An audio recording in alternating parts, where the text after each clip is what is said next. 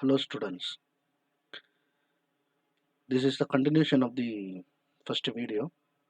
The first video we are discussing about the multimedia and DTP 1.3.1 and the basic components and everything we discussed.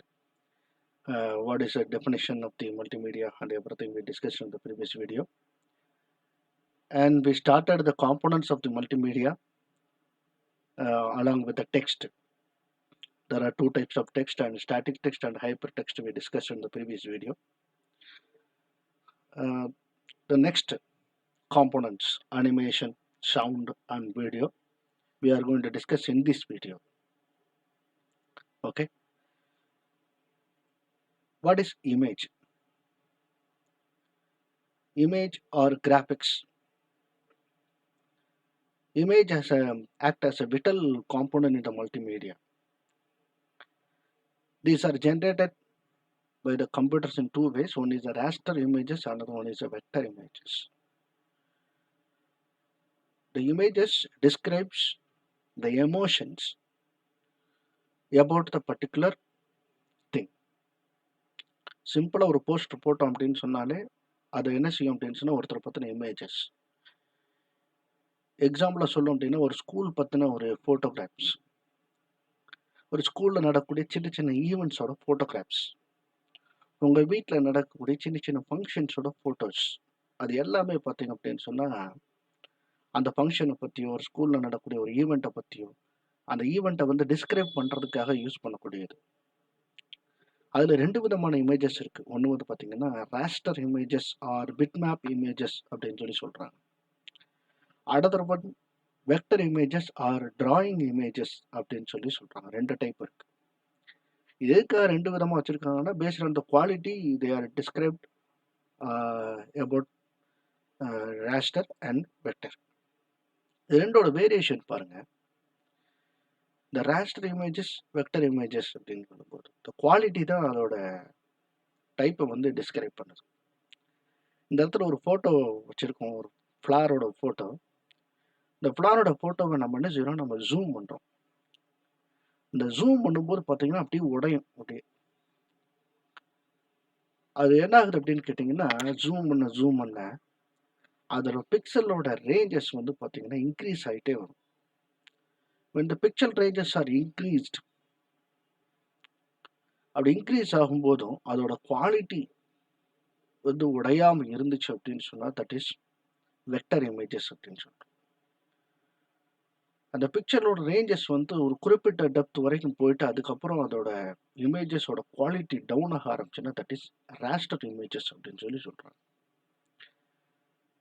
இந்த graphic images பாருங்கள், இந்த இடத்துல increase ஆகுது. Increase ஆக ஆக பார்த்தீங்க அப்படின்னு சொன்னால் இந்த இடத்துல அதோட பிக்சல்ஸ் எல்லாம் உடைய ஆரம்பிச்சிடும். அதோட கலர் டெப்த் குறைய ஆரம்பிச்சிடும், பிக்சரோட குவாலிட்டி குறைய ஆரம்பிச்சிடும். பட் இந்த வெக்டர் இமேஜஸ் எவ்வளவு நீங்கள் ஜூம் பண்ணிங்கனாலும் உங்களோட ஜூமிங் லெவல் எவ்வளோ இருக்கும் அந்த அளவுக்கு ஜூம் பண்ணும்போதும் அதோட குவாலிட்டி வந்து என்ன ஆகுதுன்னா உடையாமல் இருக்கும் அப்படின்ட்டு. மேக்ஸிமம் டிஜிட்டல் ஃபோட்டோஸ் எல்லாமே பார்த்தீங்க அப்படின்னு சொன்னால் அந்த மாதிரி தான் இருக்கும். டிராயிங் பேஸ்டு இமேஜஸ் அப்படிங்கிறது தான் வெக்டர்னு சொல்கிறாங்க. இந்த டிராயிங் அப்படிங்கும்போது எப்படி இருக்கும் அப்படின்ற பாருங்க, த டெஸ்ட் அப்படிங்கிற ஒரு வேர்டு தான். இந்த டெஸ்ட் அப்படிங்கிறத வந்து வெக்டராக வச்சுருந்தா எப்படி இருக்கும், ராஸ்டராக வச்சுருந்தா எப்படி இருக்கும். வெக்டராக வைக்கும்போது அதை வந்து நம்ம மேக்னிஃபை பண்ணி பார்க்கும்போது அந்த டி அப்படிங்கிற சிம்பிள் பாருங்கள், தேர் இஸ் நோ மாடிஃபிகேஷன். அது அப்படியே குவாலிட்டி வந்து பார்த்தீங்க அப்படின்னா பக்காவாக இருக்குது. பட் இந்த ராஸ்டர் இமேஜஸ் அந்த பிக்சல்ஸ் எல்லாம் பாருங்க, டாட்ஸ் எல்லாமே அப்படி உடஞ்சிருக்கு.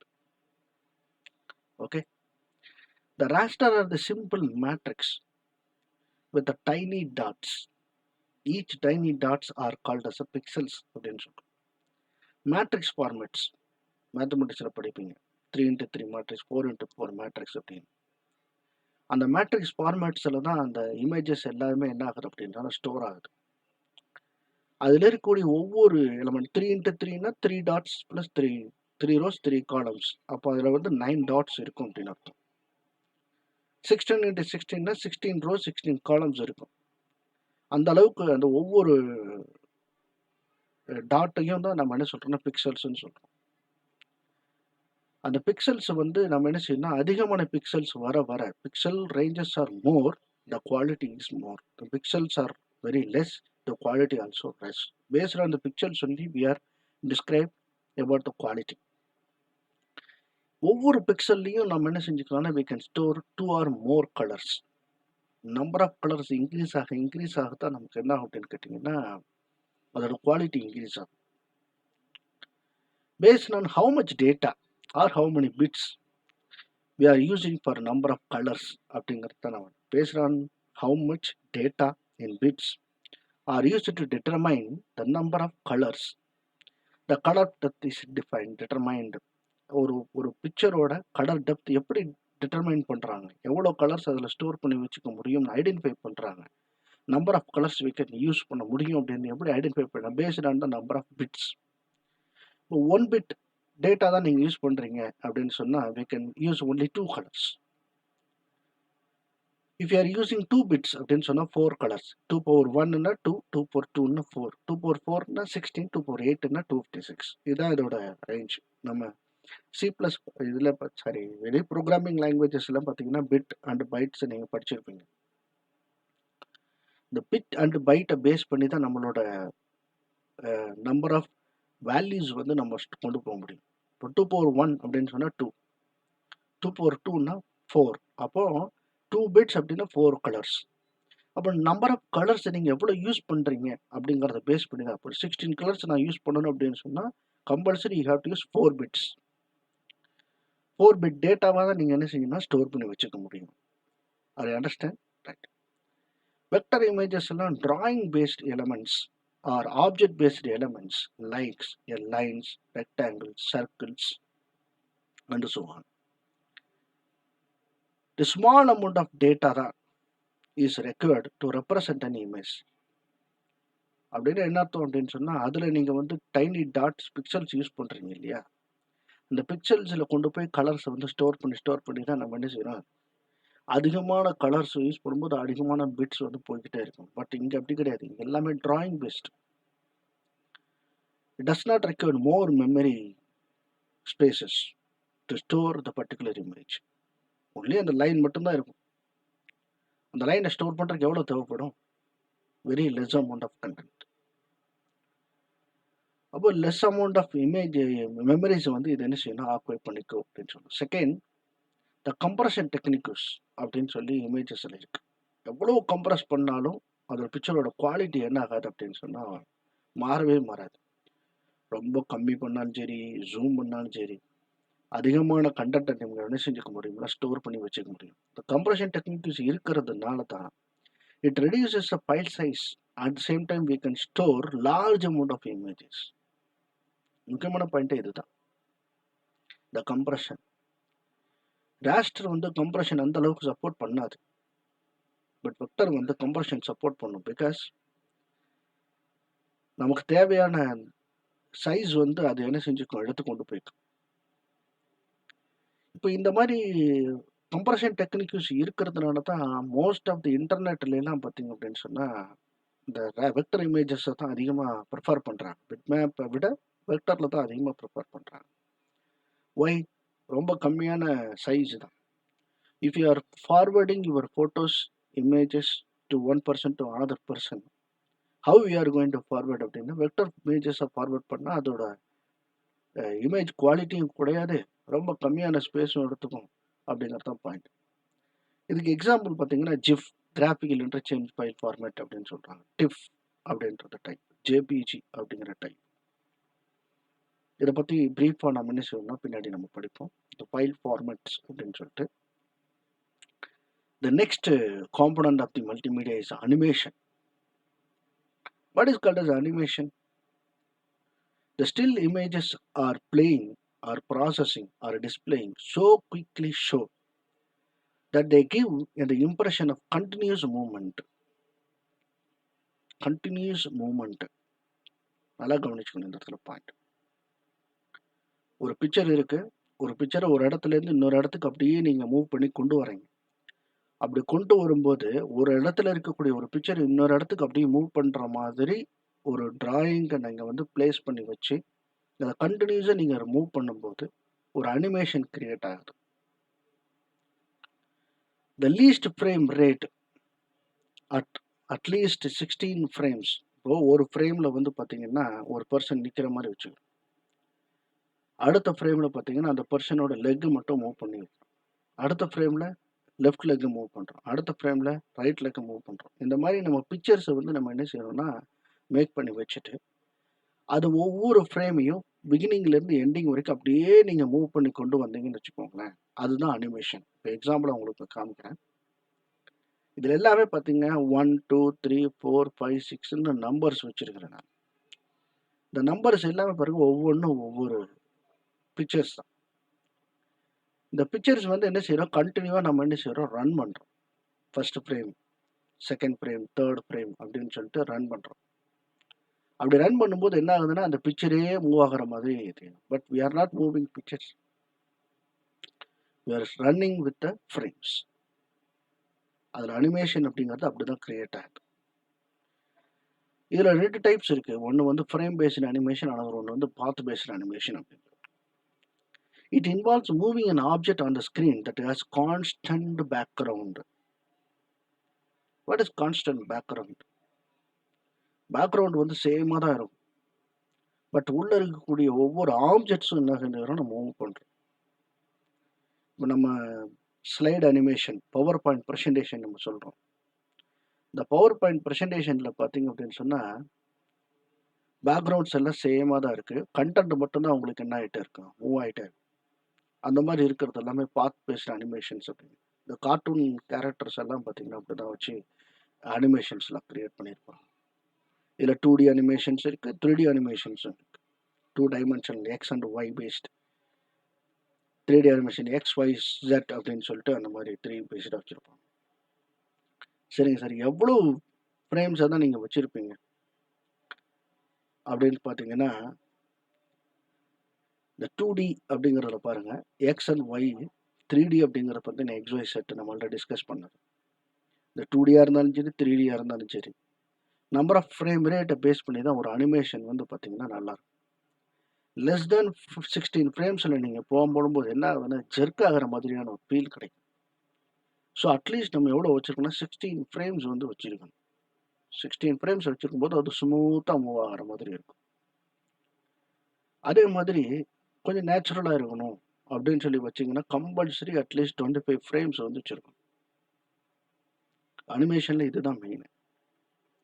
ஸோ ஒவ்வொரு ஃப்ரேம்லேயும் பார்த்தீங்கன்னா ஒரு சின்ன சின்ன சின்ன சின்ன சேஞ்சஸோட நம்ம என்ன செய்கிறோம், ஃப்ரேம்ஸ் வந்து கிரியேட் பண்ணுறோம். பிக்சர்ஸை வந்து உள்ள பிளேஸ் பண்ணி ஃப்ரேம்ஸ் வந்து கிரியேட் பண்ணுறோம்.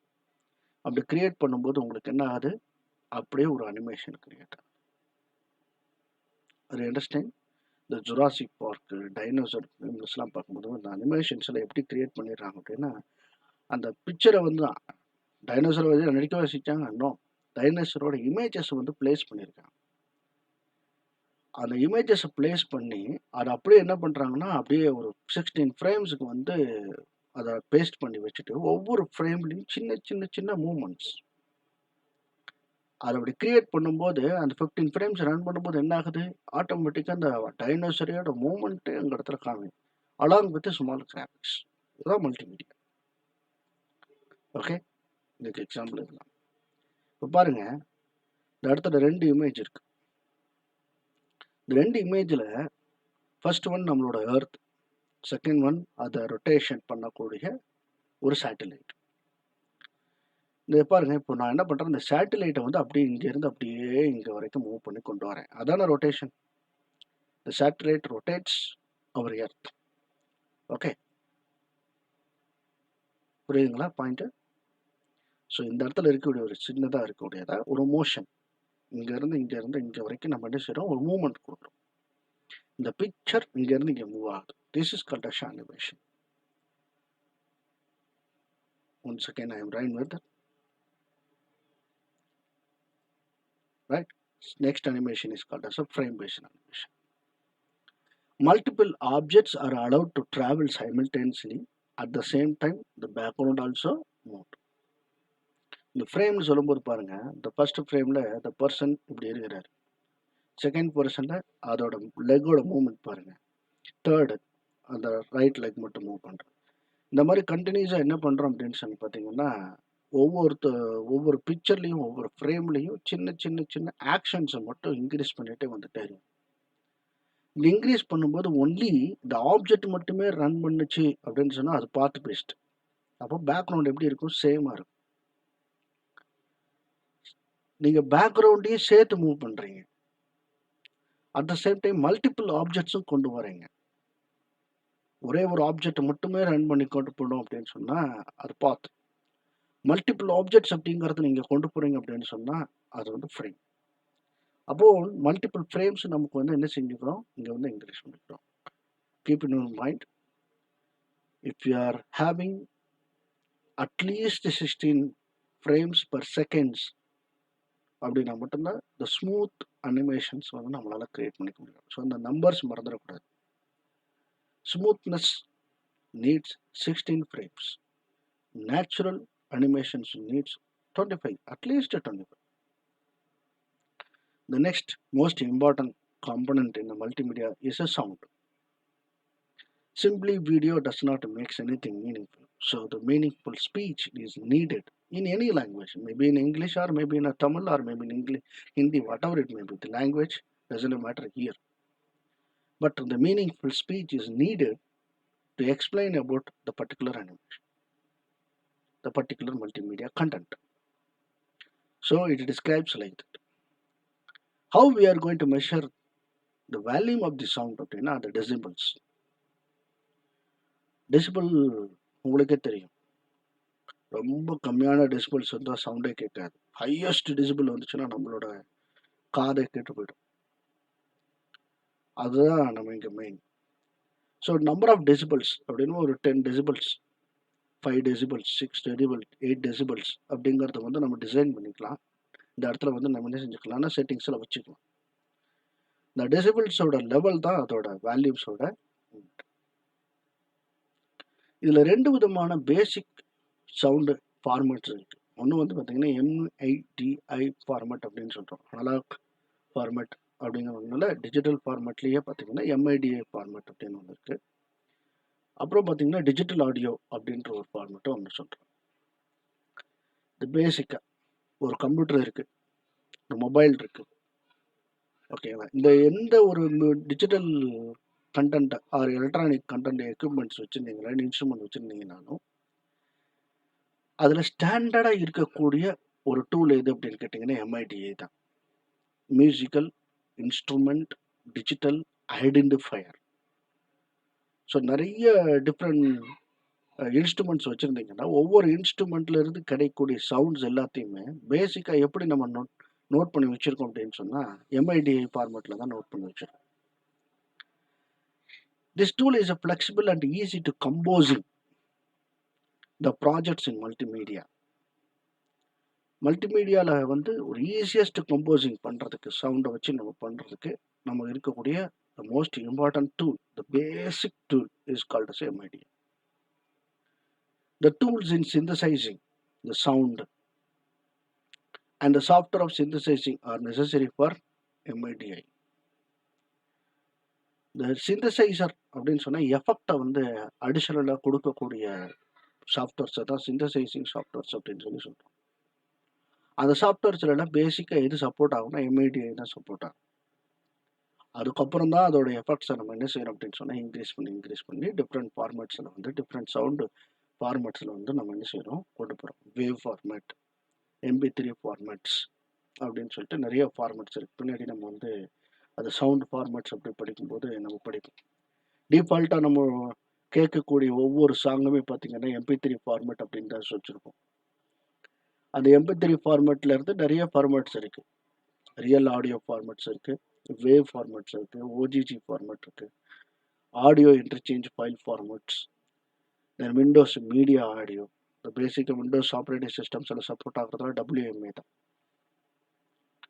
MP3 nowadays the most common sound format is MP3ன்னு வந்துருச்சு. எல்லாருமே ஒரு லொக்கேஷன்லேருந்து இன்னொரு லொக்கேஷனுக்கு வந்து டேட்டாவை ட்ரான்ஸ்ஃபர் பண்ணுறாங்க அப்படின்னு சொன்னால் ஆடியோ பேஸில் ட்ரான்ஸ்ஃபர் பண்ணுறாங்கன்னா they are going to use only the MP3.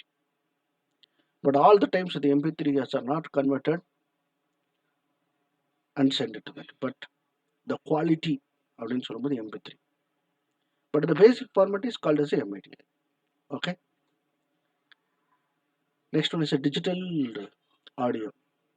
நம்ம பேசுறது எல்லாமே பார்த்தீங்கன்னா அனலாக் ஃபார்மேட்டு தான். இந்த அனலாக் ஃபார்மேட் எல்லாத்தையுமே நான் என்ன பண்ணுறேன் அப்படின்னா டிஜிட்டலைஸ் பண்ணுறேன் நான். இப்போ நான் பேசுகிறது எல்லாத்தையுமே உங்களுக்கு டிஜிட்டலைஸ்டு கண்டென்ட்டாக தான் கொண்டு வரேன். கம்ப்யூட்டரில் வந்து ட்ரான்ஸ்ஃபர் பண்ணுறேன். இப்போ பேசிக்காக இது எப்படி எடுத்துக்கணும், எம்ஐடி ஃபார்மேட்டில் எடுத்துக்கும். அது அப்படியே நம்ம என்ன சொன்னோம், சாம்பிளிங் வச்சு டிஜிட்டலாக கன்வெர்ட் பண்ணி உங்களுக்கு கொண்டு போயிட்டே இருக்கும். அது எல்லாமே இந்த சாஃப்ட்வேர் பண்ணிக்கும். அப்போது a sample of sound is taken and stored every nth fraction of